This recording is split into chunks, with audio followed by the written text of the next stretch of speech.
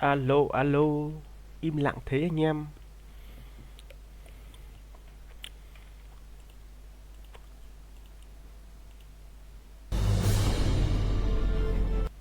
Đủ điếc hết cả tai, giật cả mình.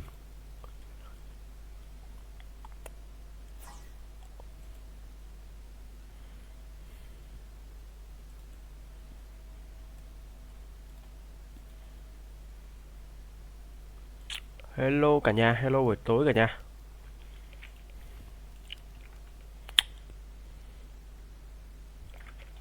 Phát chưa nhở? Phát trực tiếp cho ta, à đây rồi.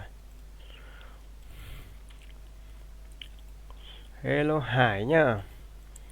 Truy kích trước nha anh em. Truy kích trước đi. Chiều nay chưa chơi được truy kích.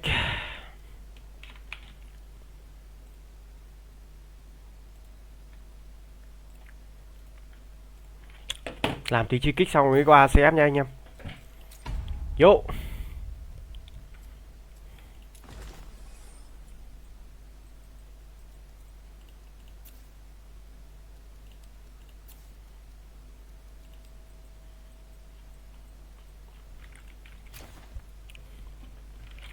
Cơm nước gì chưa nhỉ? Hello mọi người nhá, hello buổi tối thứ 7 mọi người. Định hôm nay không like chứ.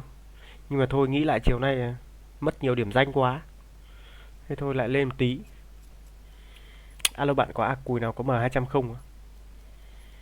Sao lại thế? What the fuck? Tránh Việt nhá. Sao lại thế hả Phong? Để làm gì?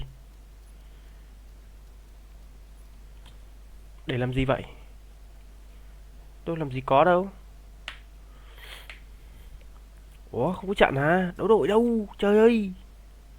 Không có đấu đội này.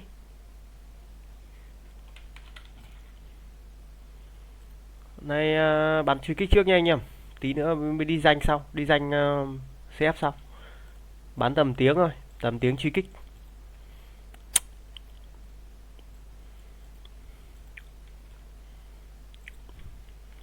Làm mấy đường cơ bản. Anh em có tải game này chơi cùng mình thì đọc phần bình luận ghim nhá. Phần bình luận ghim mình có ghim link tải á. Đùm má, không có game hả? Không có phòng hả?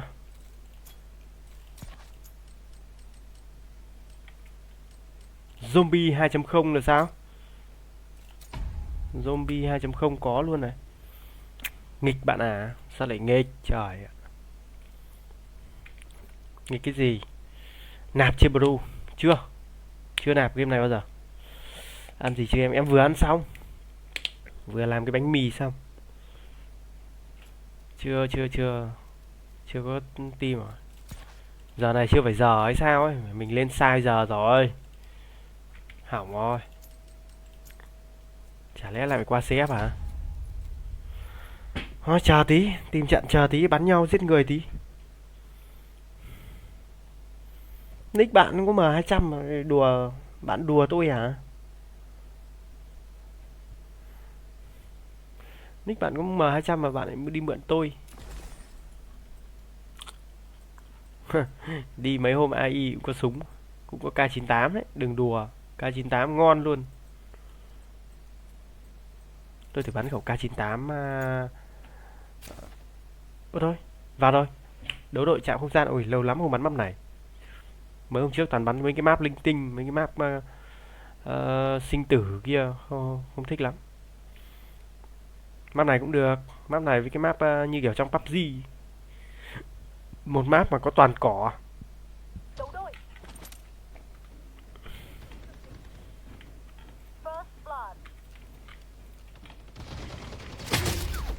Ui giời, giật cả mình.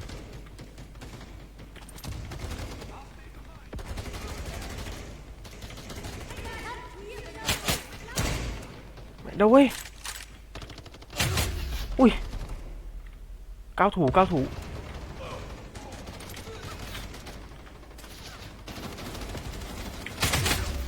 Ui ôi, nó ép thế.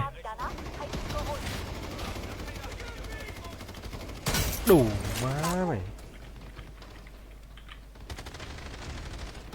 Làm tốt lắm, tiếp tục tấn công.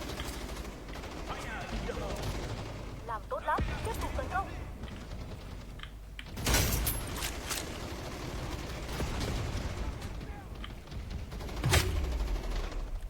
Không lên được đây rồi. Làm tốt lắm, tiếp tục tấn công. Phe địch dẫn trước, đổi chiến thuật thôi.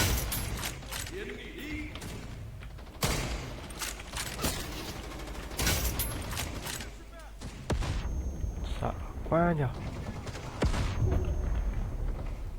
Toàn cao thủ thôi. Ghê vãi.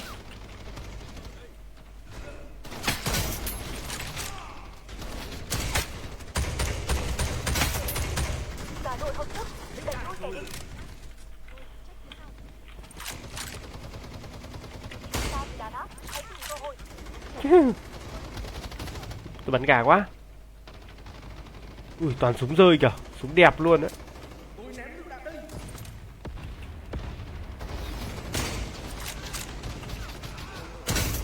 Bay ơi. Vừa bay vừa bắn. Tiến lên, chiến thắng của chúng ta.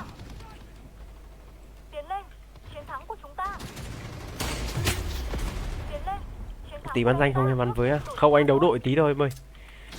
Đấu đội tí qua lại qua CF chơi giờ. Anh chưa biết đi danh. Chưa biết đi kiểu gì. Chế độ này nó ít người á. À game này nó ít người chơi ấy. Chắc là phải có giờ của nó mới đi được.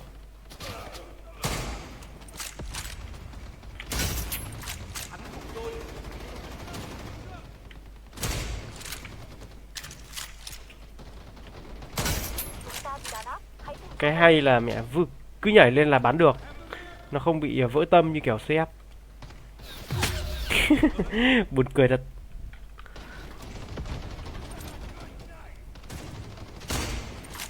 Bay bắn. Ảo quá nhở. Đấy mới là bay bắn. Ấy à.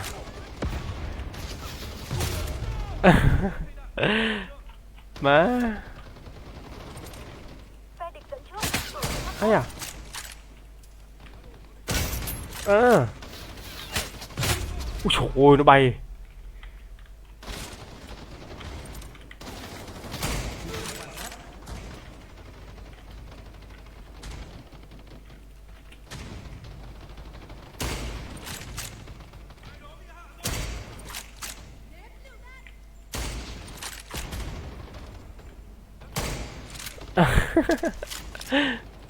Chúng ta bị đàn áp, hãy Ui ôi nó bắn. Đau vãi. Bên kia team mạnh quá. Ghép cho quả team mạnh quá.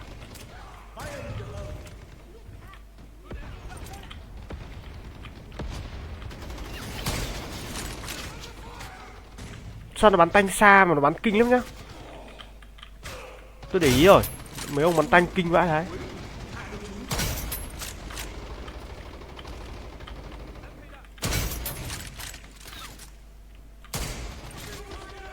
phe địch dẫn Hết trước, đạn rồi. đổi chiến thuật thôi.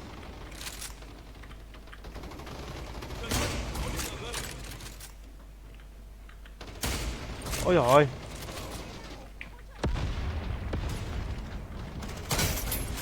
Bốn phát.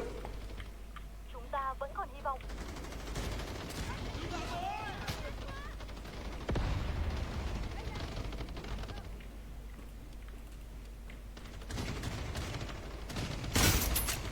Chúng ta bị đàn áp, hãy tìm cơ hội. 5 phát. Ui 6 phát rồi à. 6 phát rồi. Cái nhóm nhóm này thôi. Multi kill à.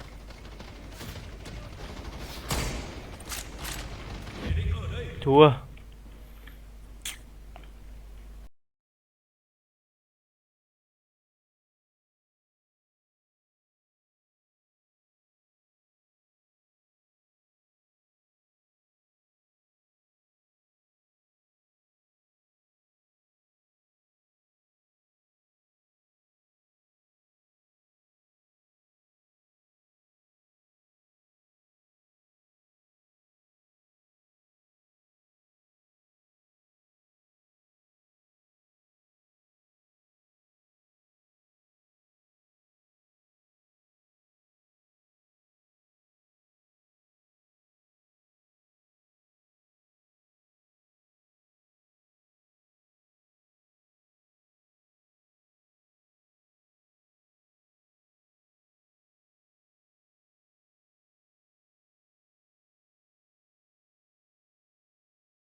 Đổi map liên tục chứ.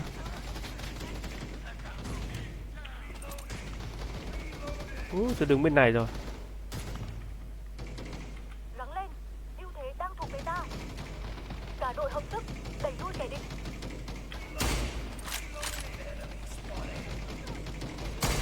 Trời ơi. Ôi dồi ôi. Nó bắn đau vãi. Tiến lên, chiến thắng của chúng ta. Đúng cái map chạm không gian nó khác.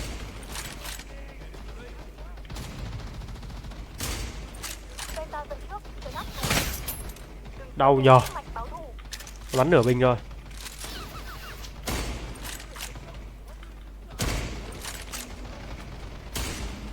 Ôi.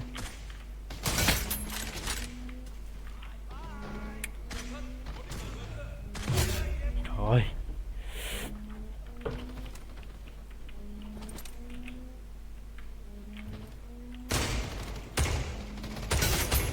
Headshot.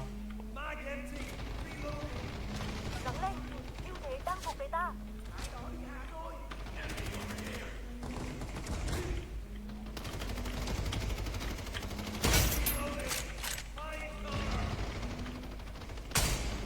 Bắn xuyên kính được.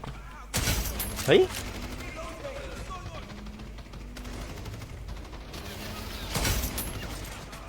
Hết đạn rồi, từ từ nha. Bên mình vẫn đang thắng. Penta dẫn trước, chấn áp chúng.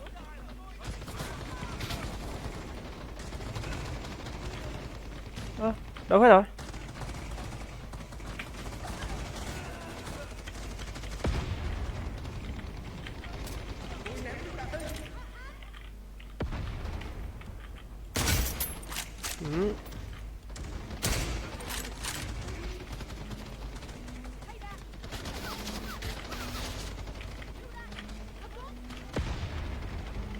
Gắng lên, ưu thế đang thuộc về ta. Bên kia ít người hay sao nhở? Không, đông người mà. Nó đi đâu hết ấy?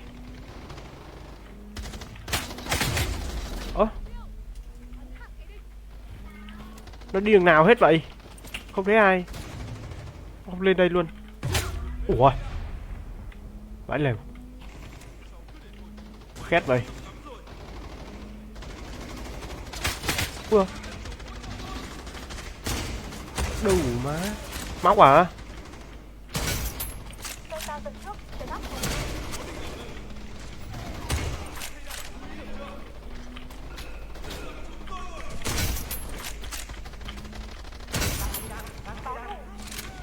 Amazing, good job em.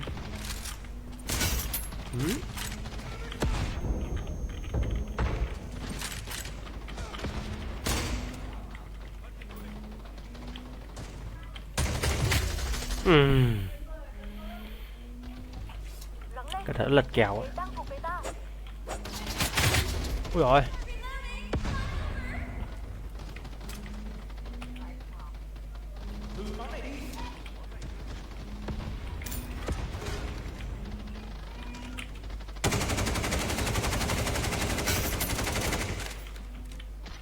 Cái mà vậy, đừng đùa.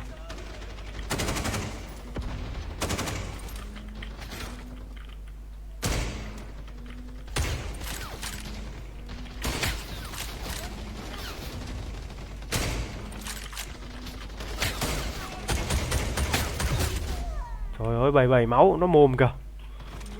Thôi sắp thua ngược rồi.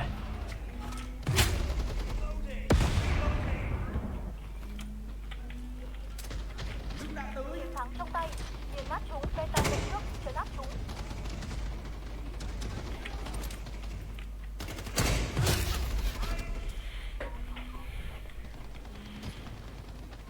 Càng thế bên kia hai bên ngang cơ nhau rồi.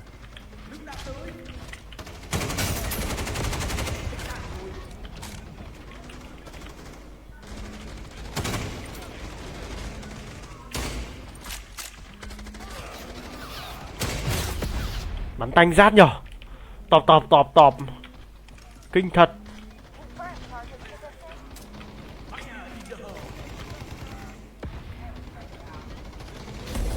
Victory. Trận này bắn được ít kill quá.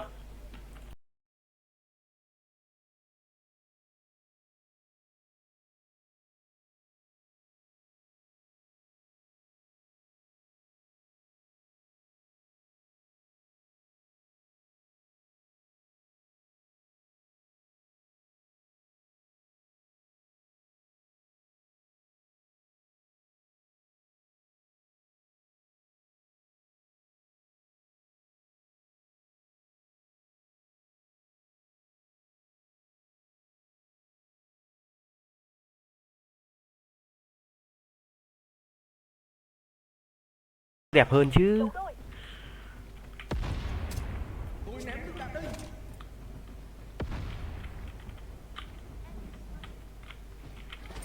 First kill.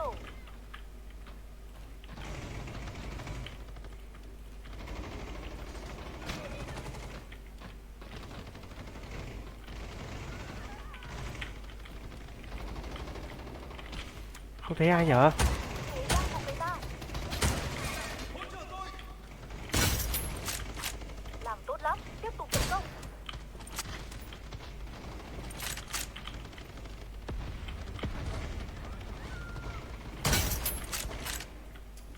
Tôi đứng ở đây cho nó nhàn. Lên trên cao toàn chết thôi. Ui dồi ôi, nó bắn tanh kìa. Nó Tiếp tục tấn công. kinh vậy. Phe ta dẫn trước, trấn áp chúng.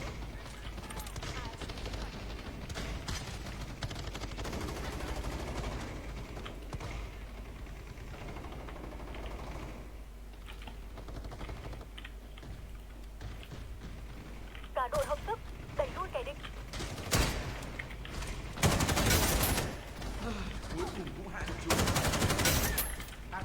Xem nhẹ sức mạnh báo thù.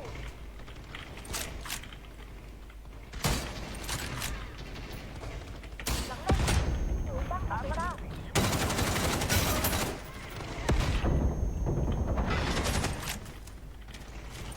Tiến lên, chiến thắng của chúng ta. Nó áp sát rồi.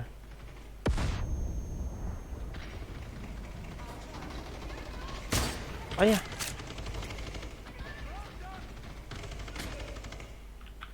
Có một thằng nó canh kìa. Ấy à. Phe ta dẫn trước, trấn áp chúng.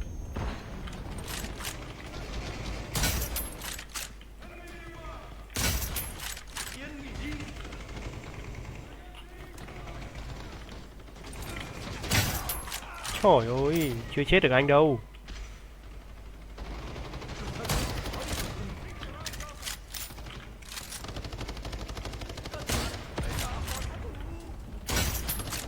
Tám kill,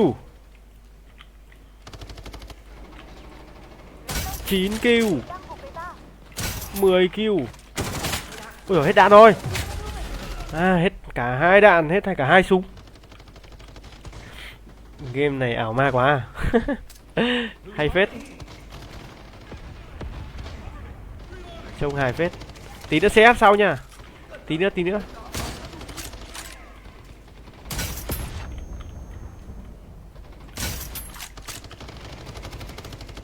Chiều nay tôi bắn buồn quá.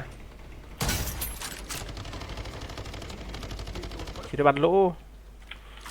Lỗ so với những gì mình công sức mình bỏ ra.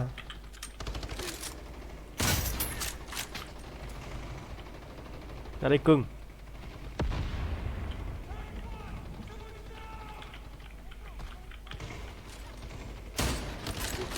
Gà quá nhở.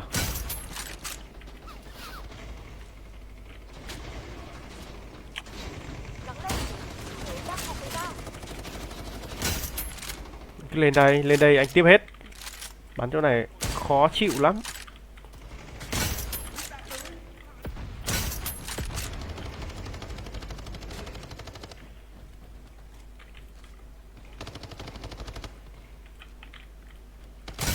Đấy. Được của nó.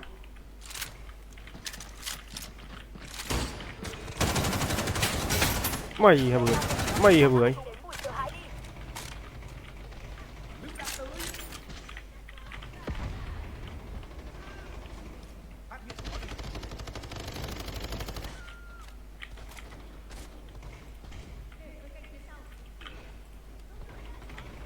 Không ra đây nữa à? Đấy, vừa nói rồi. Thôi.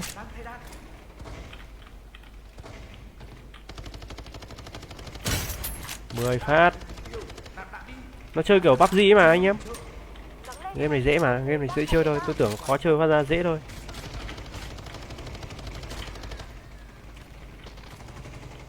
Không khó lắm. Ui, vẫn thắng.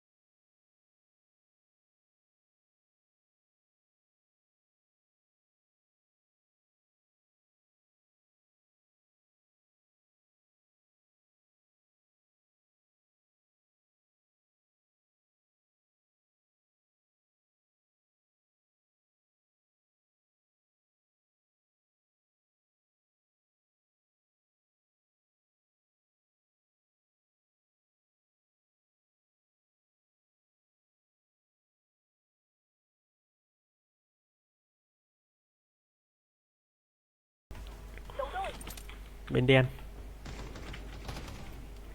First blood.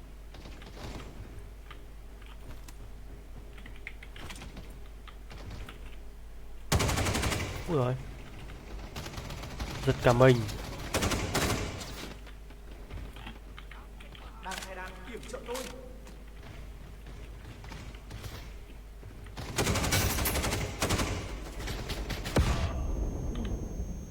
Qua bên này này.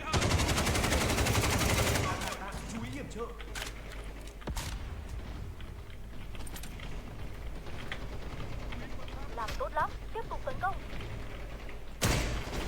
Ui ôi. Cái gì vậy?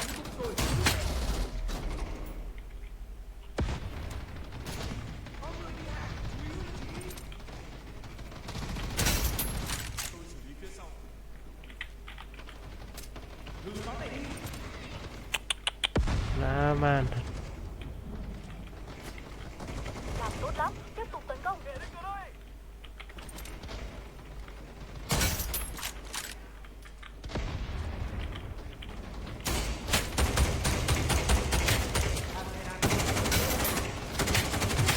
Đông quá.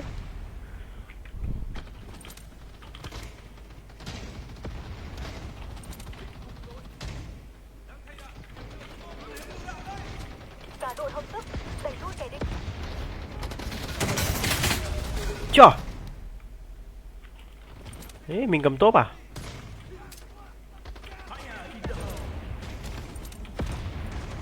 Có thằng, có thằng, có hàng. Ôi, sao lại ở đằng sau nhỉ? Phe địch dẫn trước, đổi chiến thuật thôi. Lũ của mày. Báo thủ.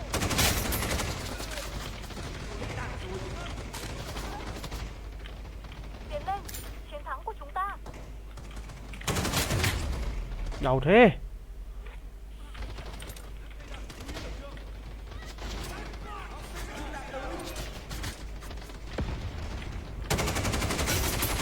Đừng xem nhẹ sức mạnh báo thủ. Ta bị đàn áp, hãy tìm cơ hội.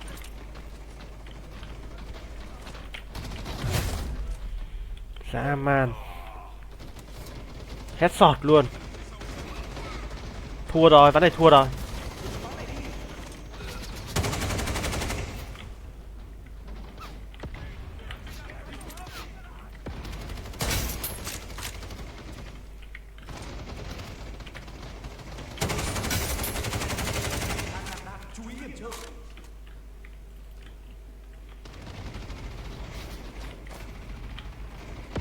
Úi xổ ôi, AVKM 10 viên luôn.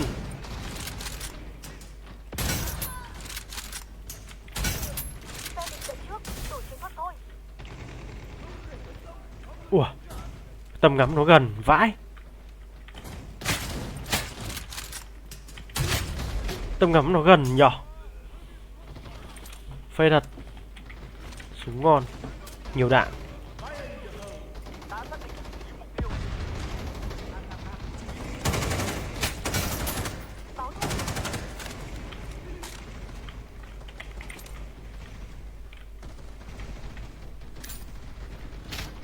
Chúng ta bị đàn áp, hãy tìm cơ hội.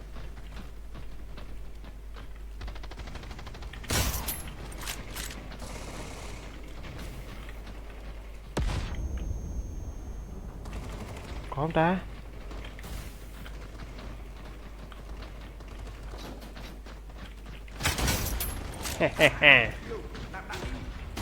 Au. Thua rồi, ván này thua rồi. Ý, tôi cứ tưởng đồng đội.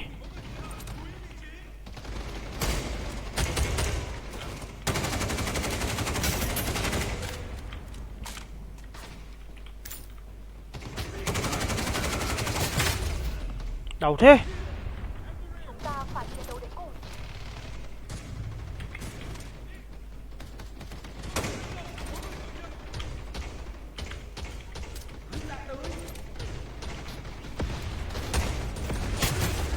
Ủa, Ta bị đàn áp, hãy tìm cơ hội.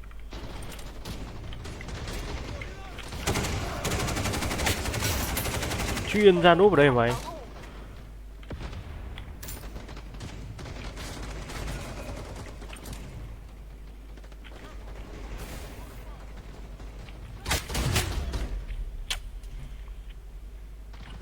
Trận này không có ai gánh à. Nào đi AI một chút.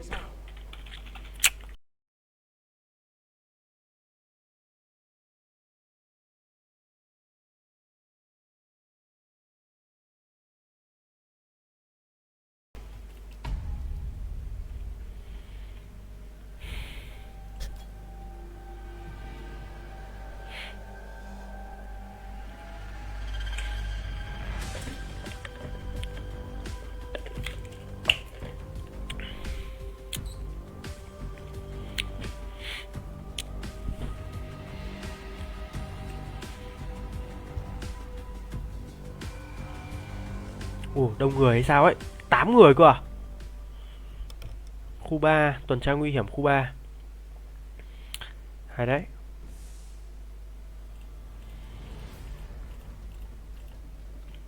Ồ, vẫn chỗ mới. Đi đâu đây? Retreat.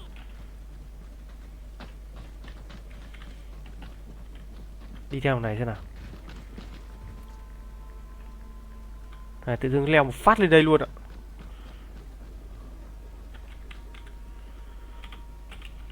Ôi, Retreat, retreat.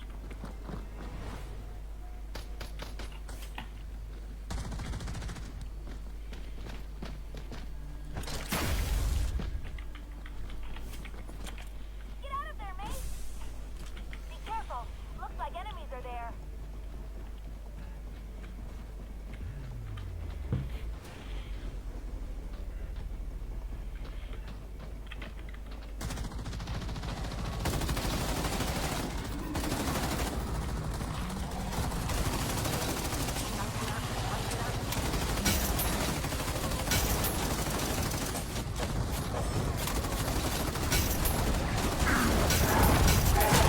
ui chà.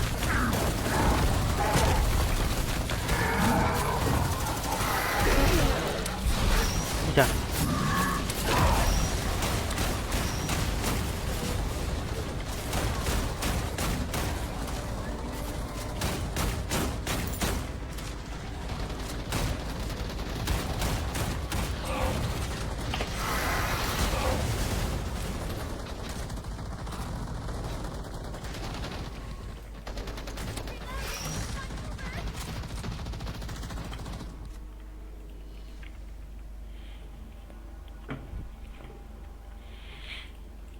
to me in the bar and all. And, of course, everybody thinks, I did something. But what's funny about being on TV and the radio is it was like having big tits. Right. You walk into a bar, you don't have to hit on anybody. Right. They come to you. And they'll Right. whisper, even if you'd like the slice and dice guy in the middle of the night, he used to get laid. That guy, Ron Popeil. Right. He used to get laid. You remember him? Right. Ron Popeil, who would sell Anybody the infomercial that's on stuff. TV gets laid. Fame is an amazing thing. It's as long as you're stupid, though. somebody. Because you know what it is? Women trust you. They say, well, he's got a good job. It's like they know you already. Right. So they you seem to got feel you're past safe. a certain barrier. The combination of fame and blow, that's a big one. The one I love is when they don't know who you are, and then people recognize you, and in about an hour, they're going to lay a guy that they didn't know who he was. That's right. But now other people have recognized him, so I got to get some of this. Right. See, it's amazing. You were very smart in your career because there was a point in time, especially when you were up and coming, that you were single and you got to take advantage of this fame.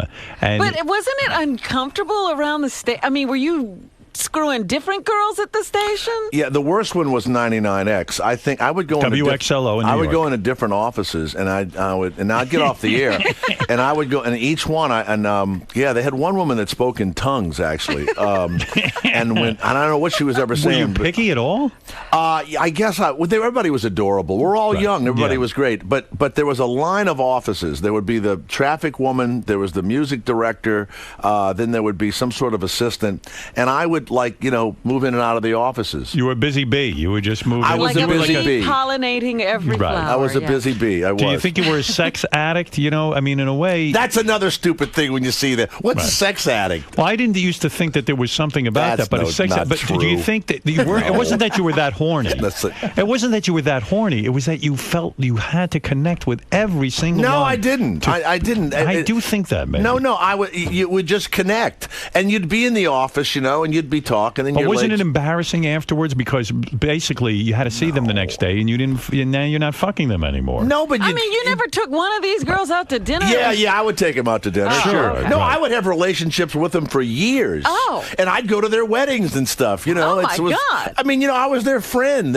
I was their fuck buddy. I don't know. What do you want to call it? So you're the kind of guy. Yeah, I would describe you as a it was very social available. guy. It was available. So you're a social guy, even though you're a morning guy and all that. You will always go out at night. I'll stay People out late, yeah. You will stay out late. I don't know how you do it physically. I didn't want to do. I went out. We stayed out till 2 in the morning last night, and I said, "Jesus, I got to do Howard. This is stupid. Right, but you do it, and then what do you do? You don't care about sleep. You don't get sick a lot from not I sleeping. don't get sleep. No, I don't get sick. You don't get sick because like for example, Monday night, my wife's out of town, and I get a Really? call. I got a call from. Isn't that in the paper every day now? Yeah, I got a call from Steve Martin. You know who Steve Martin is? You mean the comedian? The comedian. Steve called me up, and I'm former friendly with. Steve I've gone to Martin. dinner with Steve. Do a few I? times. You know who Steve Martin is? I don't know who you know. You're so busy fucking. So You might have missed him. you were busy with the Love Boat. But he's boring, Steve Martin. No, a terrific guy.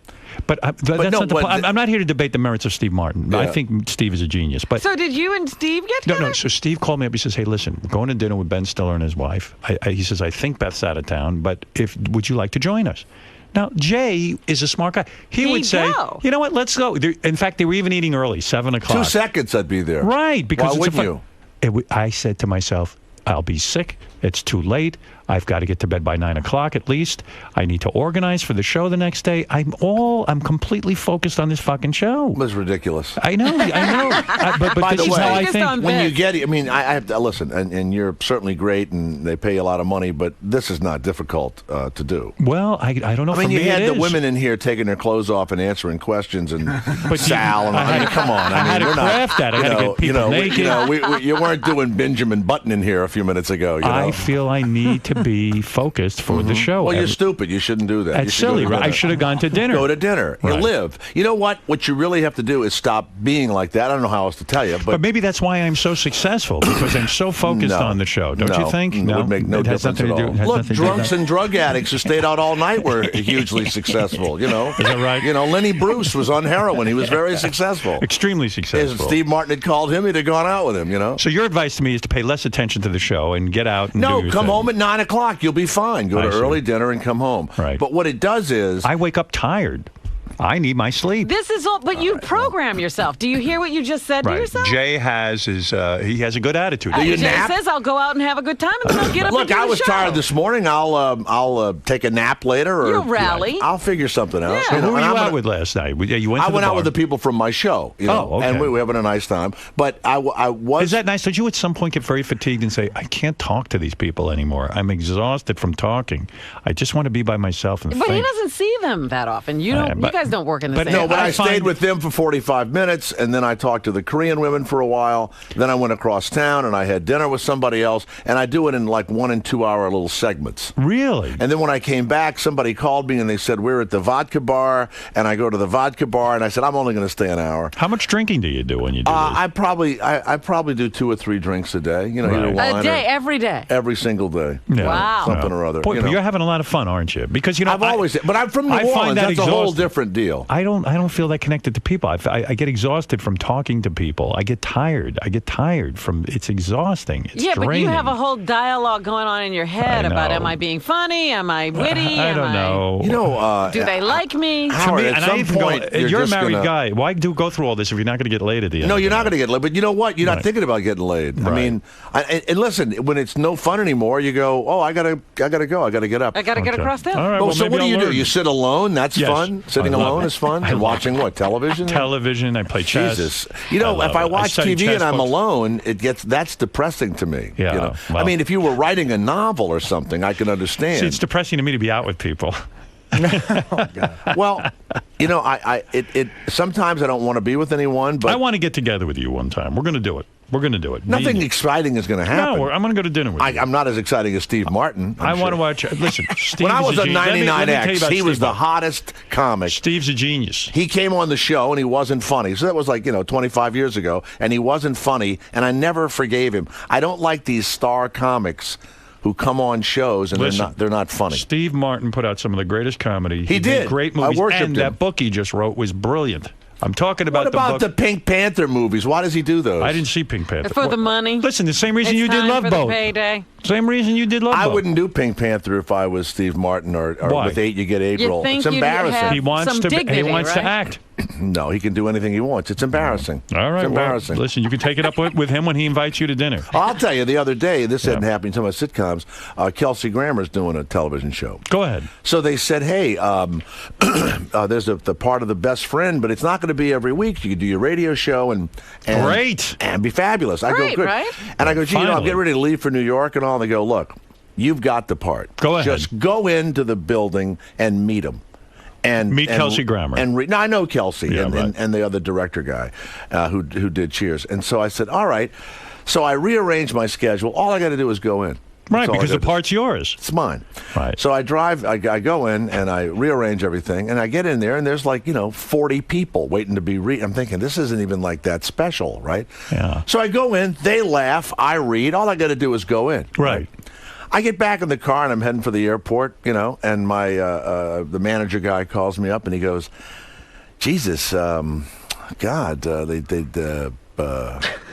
you're not the right height and weight. Oh, stop They said, it. you did a great job. They always say, you did a great job. But I said, what are you, crazy? They know how tall I am and everything.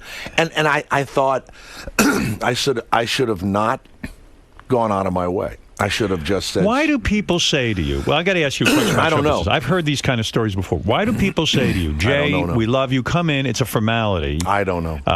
And the part is yours. Just meet And then you. you show up and there are 40 guys waiting to audition. I don't know why they do You're it. part of a cattle call. I don't know why that It's humiliating, right? It's weird. Because It's you weird. know the players, they've seen you act. And the other guys are great, and whoever got the part is great, Okay. but they were different looking In guys. other words, I'm asking you, why do they lie to you? I think I don't know that they I don't think they lie as much in New York, but in L.A. they cannot hurt your feelings. Right. It's they don't want to hurt your feelings. I mean, I'm upset for you. Amazing. Now, you did get some work in an upcoming movie. You were in the movie. Well, the movie was out already. Snatched? Has it No, been no, out? we just finished You it. finished shooting it. it's about a weird movie, It's huh? about a guy that is going to give a kidney up. and he goes in to give a kidney up to like his brother-in-law or something. And when he wakes up, he has a vagina. They botched the operation. They botched the operation. Wow. Now, And is this- Andrew McCarthy stars as the guy who loses his... everybody laughs at it. But a guy from my high school wrote it and called me, and it was an easy deal to make. And then I got another friend to Did you get direct paid for this one? Yeah, it I was hope? really good. It's really good. So we go to New Orleans. We shoot it for like a month. It was fun. And so Andrew McCarthy is going to play the guy who loses his penis. He's a good actor. So I play the lawyer, and my line is I smell money, and I'm on television, I smell money, and I see his vagina, and I really smell money, But I was watching him the first day, and it'll hit